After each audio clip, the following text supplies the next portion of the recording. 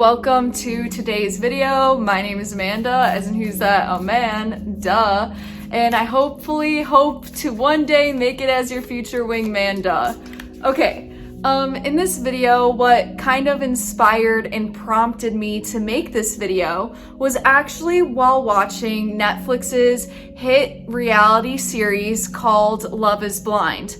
Now, for those of you who aren't familiar with the TV show Love is Blind, it's a 10-day experiment where two people are placed in something called a pod. What a pod is an essentially really small room with a lit up wall, and it's like surround sound audio, and they spend the entire day with wine on dates, quite literally talking to a wall. And within 10 days, each couple pairs off by proposing to each other through the wall, never having had ever seen each other within the human flesh. And this brings me to the point of today's video. What are men and women truly looking for? Because the Netflix series Love is Blind is very much the antithesis to all black-pilled things. This TV show teaches us that both men and women are not visual creatures, and rather men and women fall in love with the idea of love and with the use of words and sounds through a wall. If you don't believe me, this is their 7th season. You can go check it out for yourself. But during this TV show, what inspired me to make this video was actually one of the couples, he was a guy, was talking to his lady through the wall, and he was explaining himself and explaining what he looks for in a relationship, to which he said emotional safety.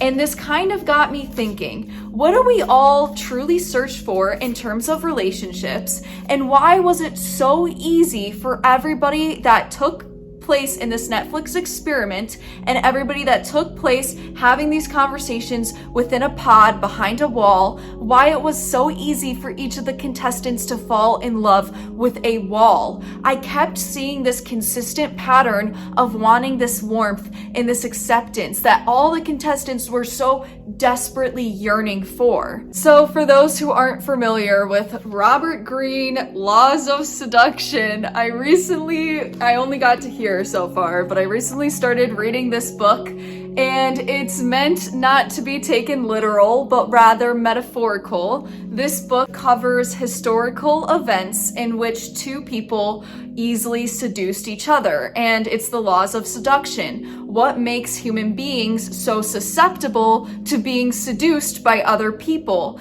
And this book plus the TV show got me thinking, why was it so easy for each of these human beings to fall in love with each other behind a wall? There was something so easy about it for these people to be seduced. And in this book by Robert Greene, you're just taken through historical events of people also easily being seduced and easily being swept off their feet. First question to myself is, why am I not enough? Why are you not enough? Why are we as human beings just like within ourselves? Why aren't we enough to fulfill ourselves? I mean, if you start researching cult ideology and cult psychology, you can see that cults are also another way in which people get seduced into things. Capitalism is a way in which people get seduced into buying things through marketing. It's like we are so easily susceptible to getting seduced every single day of our lives. So, is it really about the looks? Because Love is Blind would prove you wrong. And also,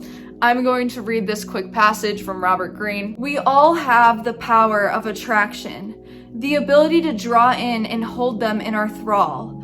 Far from all of us, though, are we aware of this inner potential, and we imagine attractiveness instead of a near mystical trait that a select few are born with and the rest will never command.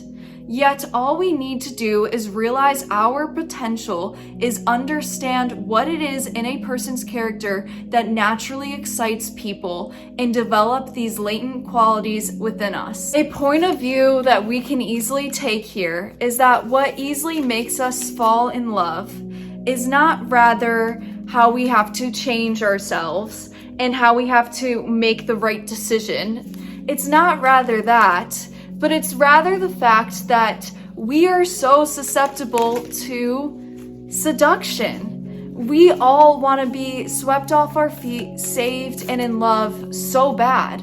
So if you are somebody that thinks the science card coming through, but the science and the logic behind love and a human emotion is just what you look like, I urge you to take a different path with the King of Torches card coming through. I urge you to take a different point of view and to stop looking at yourself as what you can't provide and start asking yourself, why do I think I'm not enough? Why is it my looks, this extension of me? Why is it just that I believe causes human attraction and love? Why am I not enough? Because if you are watching this video, number one, thank you for being on my channel. And number two, if you are watching this video, you have to understand that even though with the King of Pentacles card in reverse, you have not had good starts to your healing, and you have not had the sort of romance that you craved and desire, and you've only had conflict, what you must realize is that this channel is meant to show you the value that you have within your sense of self that go far beyond your bank account or what you look like.